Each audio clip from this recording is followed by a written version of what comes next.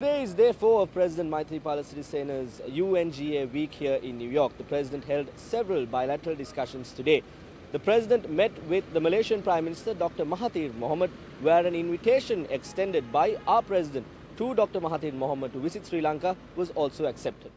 Malaysian Prime Minister Dr. Mahathir Mohamad had praised Sri Lanka's steady progress and assured continued cooperation. Dr. Mohamad said Malaysia would increase assistance to megapolis programs for construction of high-rise apartments for settling urban swell dwellers. Dr. Mohamad had praised Sri Lanka's friendly affection towards Malaysia under the leader of President Maithripala Sirisena. President Sirisena, at a meeting with the Director General of International Flood Policy Research Institute, Sheng Heng Fan, pointed out the problem of food crop destruction by animals and the need to propagate healthy food habits among the people. The Director General said IFPRI would be happy to suggest programs to solve these issues. It was revealed at a discussion that around 40% of the total fruit and vegetable crops in Sri Lanka are destroyed by wild animals.